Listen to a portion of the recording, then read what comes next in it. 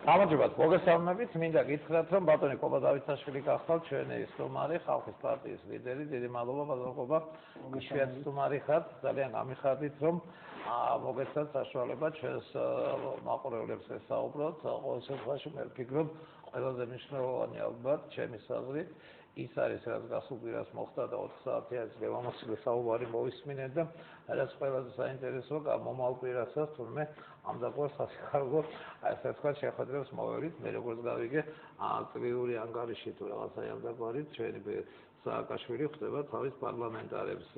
Თქვენი აზრი მინდოდა მომესმინა და მე ვფიქრობ, დარწმუნებული ვარ, ხალხსაც საინტერესო იქნება თქვენეული შეფასება, ყოველივე იმის გარშემო, რაც ხუთშაბათს ეს მე მგონი თელმა საქართველოს მოისმინა რა იყო ეს წინა საარჩევნო იყო რა იყო რასთან ხონდა საქმე და მე ამავე დროს ძალიან მაინტერესებს თქვენი აზრის მოსმენა მნიშვნელოვანი რა მოხდა ამერიკაში ობამა შემოვიდა ესე ვთქვათ თავის გეოპოლიტიკური ხედვით პოლიტიკაში და რეალურად რაღაცა ძრებიდან მიხრო-მოხრო უკან თელ სოფლიოში დაიწყო მაგაზეს თქვენი პარტიის პოზიცია მინდოდა რომ მაყურებელს მოესმინა გისმენთ ბატონ კობა მოგესალმებით დიდი მადლობა მოწვევისთვის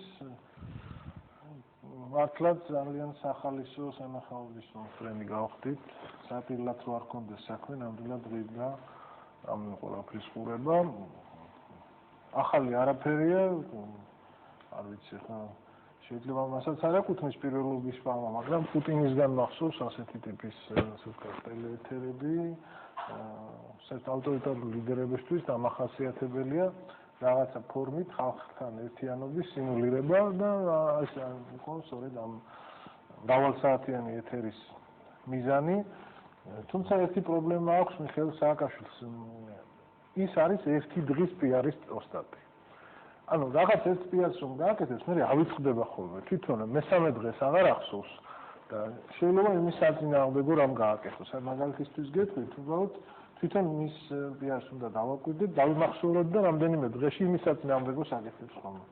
გახსოვთ ალბათ მთავრობის ცნობილის ხდომა, მას ძალიან აწუხებს ასე ვთქვათ, ეკონომიკური ვითარების ბედი, იმიტომ რომ მთელი თავისი პოლიტიკა ააგო იმაზე, რომ მე მოგცემთ ფულს, ოღონდ ვიყავით ჩუმად, ასე ვთქვათ, მე მაქვს ბევრი საშუალება რომ თქვათ მოვისყიდო ადამიანების ხმები და ამაზეა მისი პოლიტიკა აგებული. ამიტომ აწუხებს ის რომ მას ფული აღარ აქვს. გახსოვთ მისი ცნობილი განცხადება.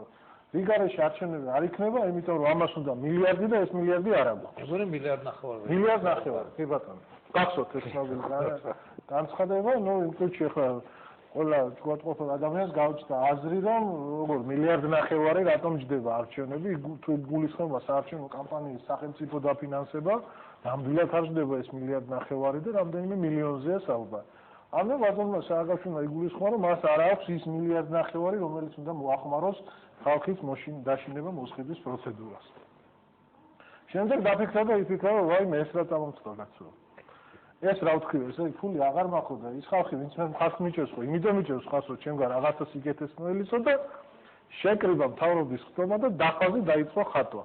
და ბოლოს ესე იგი ჯამი გამოიყვანა და დაწერა აგერ არის მილიარდიო. და დაწერა ახლა და გვაქვს ესე იგი მილიარდიო. დავიწყდა ის რომ სულ ესე იგი ორი კვირის წინ იძახდა რომ მილიარდ ნახევარი არა გვაქვს. ეხლა უცებ აღმოჩნდა რომ მილიარდი გვაქვს. ოღონდ დახაზე დაწერა.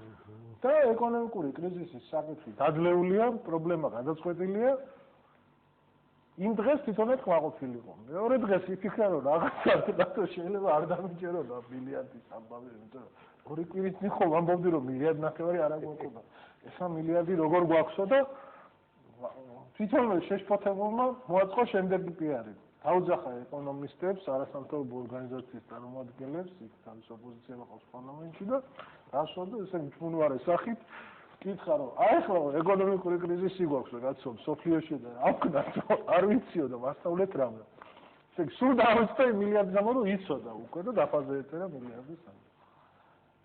ეხლა ესე იგი კიდევ ერთი ახალი გამოსვლა ჰქონდა და კიდევ ერთხელ თქვა რომ არჩევნები არ იქნება, მე ვიქნები ბოლომდე, ოღონდ საარჩევნო კამპანია დაიწყო პარალელურად, იმიტომ რომ თვითონვე აღარ ჯერა საკუთარი თხოვნილება. სააკაშვილის ძალა იყო იმაში, რომ როცა ცრულობდა ეს ადამიანი, მე თვითონვე დაიჯერებდა ხოლმე. ერთი ცნობილი ასე ვთქვათ, არაკი არსებობს მოლა ნასრედი. არა ერთხელ უყოლია, მაგრამ გავიმეორებ. ყველა ნასრენდინი იდგა ბიჟაზე საქმე არაფერი არ ქონდა და გადაწყვიტა ხალხის მოტყუება და უთხრა რომ იქ გორაზე ფლავს არ იგებენ. გაიქცა ის კაცი ვისაც უთხრა მე მეორესაც უთხრა მესამეც და ხალხსა ეს ხმა ქალაქში გორაზე ფლავს არ იგებენ და ყველა გაიქცა იქ და უყურა ამ მოლა მესამბავი და ვერ თვითონაც გაიქცა იგლე მართლა არ იგებენ ფლავს. სააკაშვილი ძალა იმაში იყო რომ როტყუოდა თვითონ ეჯეროდა. მაგრამ ამ ბოლო დროს მას აქვს სულიერი კრიზისი. თვითონვე აღარ ჯერა თავის ტყუილებისთან. ესე იგი, შელოცვასავით იმეორებს, რომ არჩევნები არ იქნება, მაგრამ პარალელურად გამწარებული ემზადება არჩევნებში. ვერ საუბრობს სოციალურ დახმარებაზე ხალხის, მაგრამ ძირითადად დაეხმარა საკრებულოს თავმჯდომარეებს, რომელთაც გაუზარდა ხელფასი. 2007-ია გონი საკრებულოს თავმჯდომარე.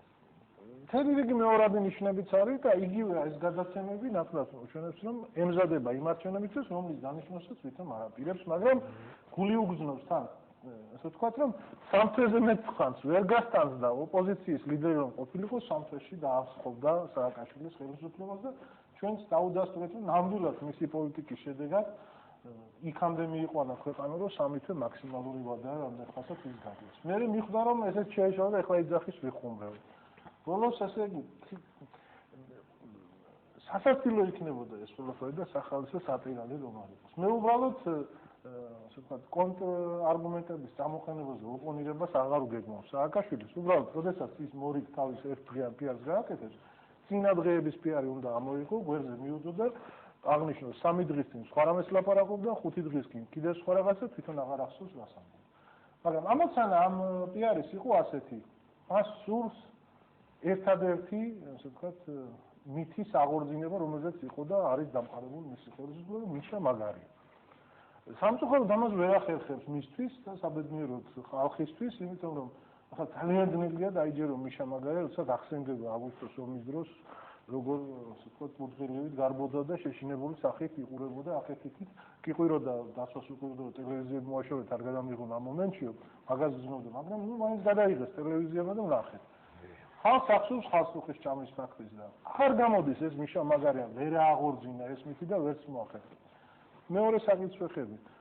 თავარი რაზეც იდგა მიხეილ სააკაშვილის ხელისუფლება, ეს იყო მხარდაჭერა ამერიკის ადმინისტრაციას. მოდი თქვა დღეა. მან შარშან წააგო საპრეზიდენტო არჩევნები და ერთადერთი იმის გამო შეინარჩუნა ხელისუფლება, რომ ეს გაყალბებული არჩევნები, როგორც ამერიკის ადმინისტრაციამ, ისევე მისი ზეგავლენით ევროპის სტრუქტურებმა ქმნეს. დღეს ვითარება არის კარდინალურად შეცვლილი, კიდევ ერთხელ ვამბობ, თეთრ სახლში მოვიდა სხვა ადმინისტრაცია, რომლისთვისაც სააკაშვილი არ არის მშობლიური და ახლო პროექტი, იმიტომ რომ სხვისი პროექტია. რაც არ უნდა ისაუბროს ბატონო სააკაშვილმა, რომ ის მოაგვარებს ამ ადმინისტრაციას უთქვით, ეს სიცრუე და ვერ მოახერხებს, იმიტომ რომ თვითონ მისი ქმედებები წინა საარჩევნო კამპანიის დროს, ასე ვთქვათ, ვინად რომ ვთქვათ, არ იყო ობამას სასარგებლო და ეს შესანიშნავად იცის ბარაკ ობამამ და რა მილიონებიც არ უნდა დახარჯოს მიხეილ სააკაშვილმა და ჩვენი, ასე ვთქვათ, ჩვენს ფულს ხარჯავს იმისთვის, რომ პირადი საქმე გაიგეთოს, მაინც არ ეშველება ამ საქმეს არაფერი. ესე რომ საკითხი არის დასრულებული, უბრალოდ აქ არის ვადების საკითხი და არის პროცესები, რამდენად მტკივნეულად ან მტკივნეულად წარიმართა. არის ეკობა ყოველ შემთხვევაში ვეისეშ საბეჭდება და შემ სანგზვერი მრავალსართულიანი, მრავალსაათიანი გავსვით რომ ელემენტარულად მარტო არჩევნებიც არ უნდა და რაღაცა კატეგორია აუდიტორიაზე იყო მიმართული ესე რომ მე მგონი ხევა დაიწყო მის მომხრეებში. მოდით გავაანალიზოთ ეს მაინტერესებდა თქვენ უფრო კარგად ისწავლის ჯგუფი ბინარიან მისი მხარდაჭერები და რატომ არიან და რაზე აგებდა ის თავის ძალაუფლებას. მან თავიდანვე უარი თქვა ძალაუფლების აგება აეგო ძალაუფლება სიყვარულს. იყო საქართველოს ლიდერები, რომელიც ხალხს უყვარდა. ასეთი იყო მაგათაც ზვიად გამსახურდი. ბევრს ზულდა, მაგრამ უფრო მეც უყვარდა. მიხეილ სააკაშვილმა აირჩია მმართველობის ერთადერთ მეთოდად შიში. მიშა მაგარია შემთხვევითი ფორმულა არ არის. ის ცდილობდა საზოგადოებაში დაენერგა შიში, რომ მე ყველას მოვერევი, ყველას გაუსწორდები, კონსტიტუციას ფეხებზე მიდია, კანონიც, სამართალიც, ყავს გავლენიანი ხადამჭერი ბუშის სახით და ის ყველაფერზე მოაწერს ხელს, რადგან ძირითად მოთხოვნებს, რასაც მიყენებს უკმაყოფილებს, ამიტომ მე გეშინოდეთ ჩემი, მე ვერავინ ვერ მომერევა, აი ეს იყო მისი ძირითადი თეზისი. პერიოდულად ეს იყო, რომ თუ ასე ვთქვათ, კარგად მოიქცევით და თუ შეშინებული იქნებით, ან პირიქით, თლათ უკეთესი სხვების დაშინებაში, თემატყეპაში მიიღებთ მონაწილეობას, მაშინ თქვენ მიიღებთ გასულ ანაზღაურებას, როგორც ოფიციალური ხელფასის სახით, ან ხელფასიანი სამუშაოს სახით, ისე სხვა თანხების სახით. ამაზე